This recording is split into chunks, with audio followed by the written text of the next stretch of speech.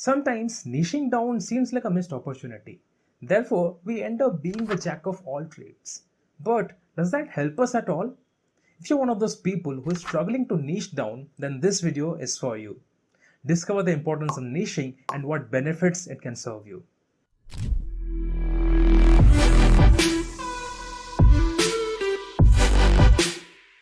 We had discussed about niching down, right?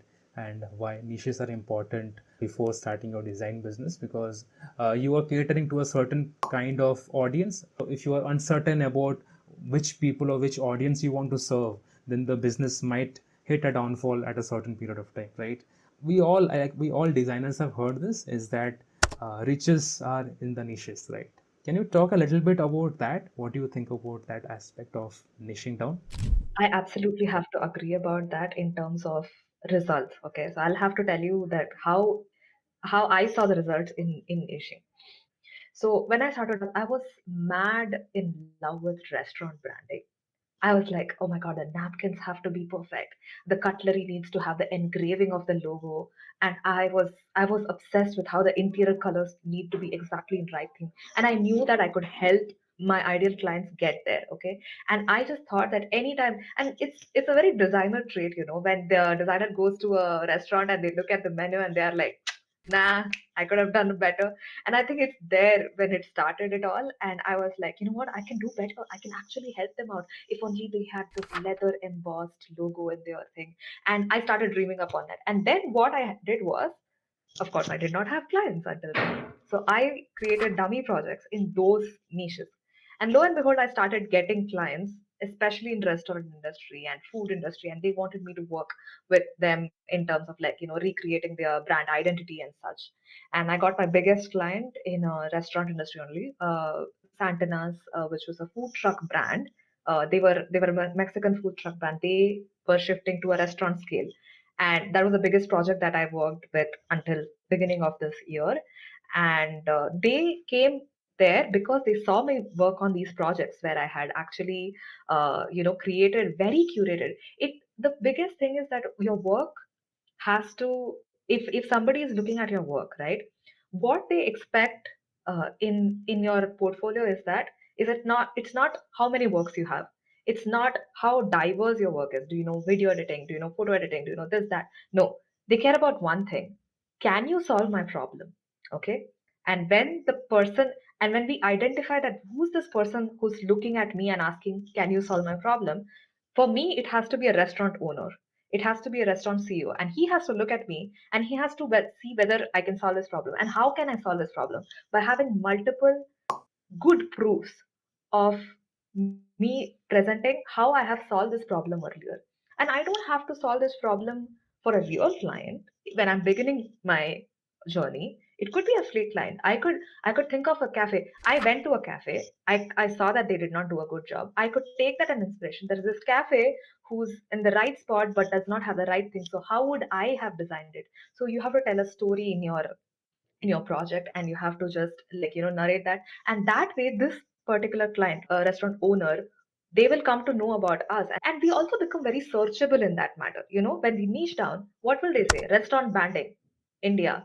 Restaurant branding, luxury, luxury restaurant branding. They will look for inspiration on that. And if we do not have something like that, they will be like out there. And if we have more examples in a similar line, I created branding for a burger restaurant, I created for a Indian cafe, I created for a pickle brand, packaging design for a pickle, and all of this were food related. And they were like, yes, I think this girl could help us. And that's why we have to create that sort of a connect. And immediately they start associating us to be the expert in that particular niche. So that's why I think it's important. Great. I completely agree with you, because when me being a client, like if I look at a client's perspective, right, and let's say I'm looking for a designer who can do or rebrand my current business, right.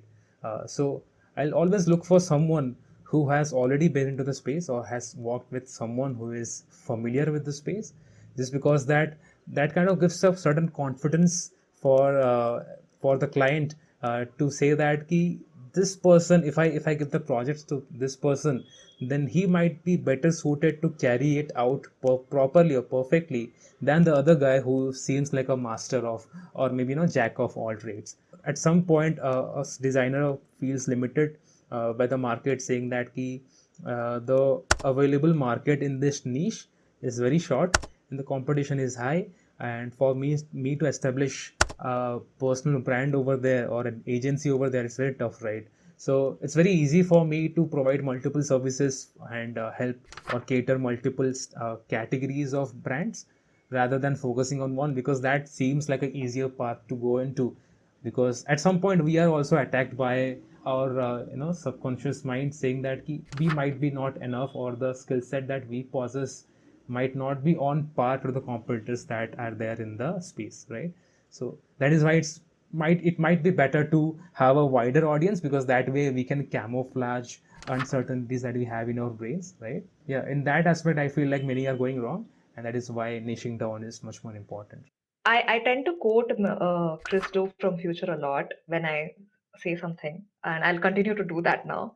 It's just that he says that if you don't decide whom you're speaking to no one. And I imagine it like being this big fish market where anyone is screaming at everyone. The owner of the store is screaming at everyone. Yeah, come, like potatoes, tomatoes, and everything. And he doesn't know who really wants it. And if he had a very specific board as to what he sells and everything, and if he was visible enough, I think the right audience will come in and they will, and he does not even have to shout at them.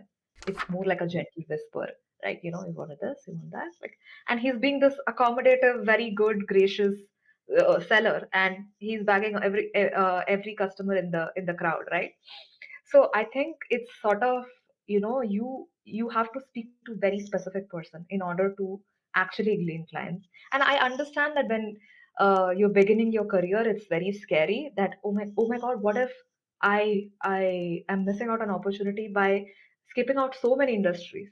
Well, to that I'll say, this is something I never had to say to a client because they saw my work and how niched I am. If somebody asks me like, why do you think it's very important to niche, I'd say that I have done this work 1,000 times and so many more times that I know all the possible mistakes that could happen in this industry. I know everything that could go wrong, and guess what, I'll not let it go wrong. So for you, I'm the expert to work with. So that confidence, when you ooze confidence like that, they're like, yes, I don't want mistakes, I don't want any sort of hiccups in my project, I'd rather go with the expert for that reason. So that is really why you need to be able to niche down to a particular industry. Definitely, definitely. Because the insecurities that designers have is somewhat a limiting bias for themselves to let their imposter syndrome come into the act and take control. But I feel like, yeah, niching down might be a big risk at the start, but it definitely helps the business or the agency in the long run. It does. It does. And one thing I would advise new designers is that if you niche to one thing at the moment, it really is not set in stone. Few years down the line, first experiment this particular niche. If few years down the line you feel like this is not a niche working for you, you can shift it. But for now, give all in into this one niche. Then you can go. Give yourself this sort of this confidence and sort of this relief, and allowing yourself into that. Okay, if this doesn't work out, I'll try another niche. But as for now, give your 100% to this niche. And when you give that sort of reassurance to yourself, it's easier to operate. Thank you so much for sticking to the end. I hope you enjoyed the video. I'll give links to Jai's socials and website down in the description for you to go and check it out. Subscribe for more of such content, and I'll catch you in the next one. Until then, take care.